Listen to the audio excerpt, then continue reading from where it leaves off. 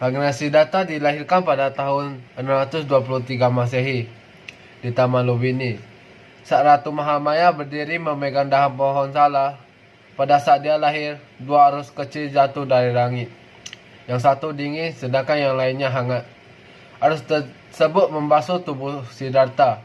Siddhartha lahir dalam keadaan bersih tanpa noda, berdiri tegak dan langsung dapat melangkah ke arah utara, dan tempat yang dipijakinya ditumbuhi bunga teratai. Oleh para pertapa di bawah pimpinan Asita Kaladewala, dilamarkan bahwa pangeran kelak akan menjadi seorang cakrawati atau maharaja dunia, atau akan menjadi seorang Buddha. Hanya pertapa Kondana yang dengan tegas meramalkan bahwa pangeran kelak akan menjadi Buddha.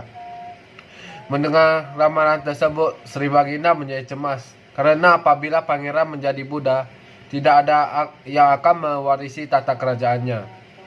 Oleh pertanyaan raja, para petapa itu menjelaskan agar pangeran jangan sampai melihat 4 macam peristiwa. Bila tidak, dia akan menjadi pertapa dan kelak menjadi Buddha.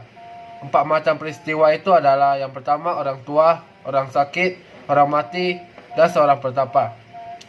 Sejak kecil, Pangeran Siddhartha adalah seorang anak yang cerdas dan sangat pandai. Selalu dilayani oleh pelayan-pelayan dan dayang yang masih muda dan cantik, rupawan. Di istana yang megah dan indah,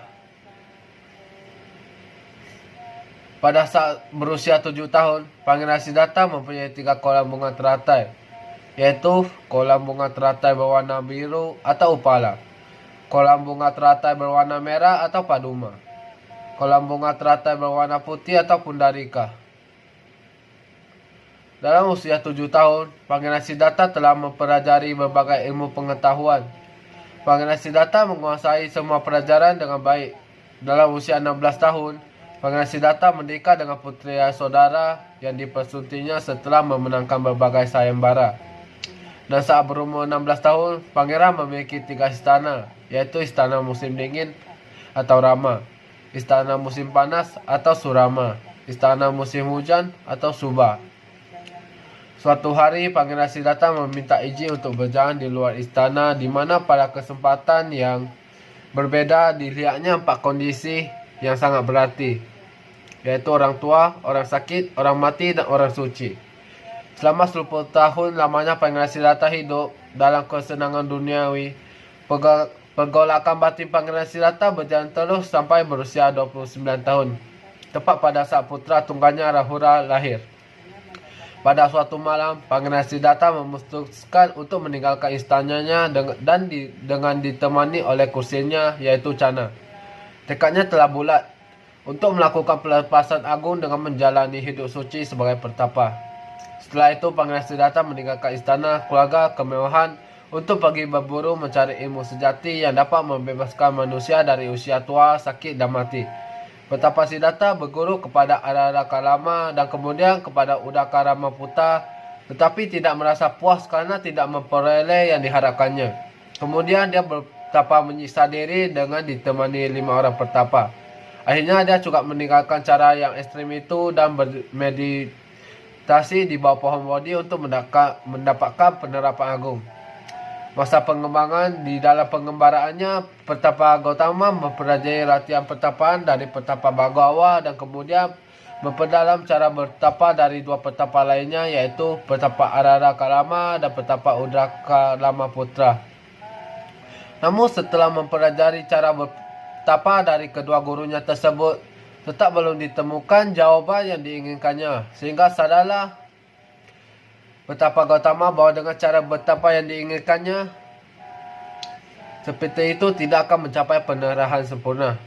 Kemudian Pertapa Gautama meninggalkan kedua gurunya dan pergi ke Magadha untuk melaksanakan bertapa menyiksa diri di hutan Uruvela, di tepi sungai Narayana yang mengalir dekat hutan Gaya. Walaupun telah melakukan pertapa menyiksa diri selama 6 tahun di hutan Uruvela, Pertapa Gautama belum juga dapat memahami hakikat dan tujuan dari hasil pertanyaan yang dilakukan tersebut. Pada suatu hari dalam pertapaannya, Pertapa Gautama kedatangan seorang roh pemusik atau Gandharva yang kemudian melantunkan sebuah syair. Bila senar kecapi ini dikencangkan, suaranya akan semakin tinggi. Kalau terlalu dikencangkan, putuslah Putuslah senar kecapi ini, dan lenyaplah suara kecapi itu. Bila senar kecapi ini dikendorkan, suaranya akan semakin merendah. Kalau terlalu dikendorkan, maka lenyaplah suara kecapi itu. Nasihat tersebut sangat berarti bagi petapa Gautama yang akhirnya memutuskan untuk menghentikan tapanya lalu pergi ke sungai untuk mandi. Badannya telah tinggal tulang, hampir tidak sanggup untuk menopang tubuh petapa Gautama. Seorang wanita bernama Sujata memberi petapa Gautama semangkuk susu. Badannya dirasakannya sangat lemah dan maut hampir saja merenggut jiwanya. Namun dengan kemauan yang keras yang membaja, petapa Gautama melanjutkan samadhinya di bawah pohon bodhi di hutan Gaya. Sambil berprasetya, meskipun darahku mengering, dagiku membusuk, tulang bertulang jauh berserakan, tetapi aku tidak akan meninggalkan tempat ini sampai aku mencapai pencerahan sempurna. Setelah mencapai pencerahan sempurna, petapa Gautama mendapat gelar kesempurnaan yaitu antara lain Buddha Gautama, Buddha Sakyamuni, Tathagata, Sugata, Bhagawa, dan sebagainya. 5 pertapa yang mendampingi dia di hutan Uruvela merupakan murid pertama Buddha yang mendengarkan khotbah pertama, yaitu Dhammacakka Pavattana Sutta, di mana dia menjelaskan mengenai jalan tengah yang ditemukannya, yaitu 8 luas jalan kemuliaan termasuk awal kebenaran yang menjelaskan 4 kebenaran mulia. Sekian yang dapat saya sampaikan. Berikut ada tanggapan. Tanggapan Mama terhadap kisah yang kamu ceritakan adalah percayalah pada diri sendiri dalam mengembangkan ajaran Buddha. Jadikanlah ajaran Sang Buddha sebagai pencerahan hidup. Segala sesuatu yang tidak ada yang kekal abadi. Kita hendaknya menghormati satu dengan yang lain dan menghindari dari segala macam perselisihan dan bijaksana seperti Buddha Gautama.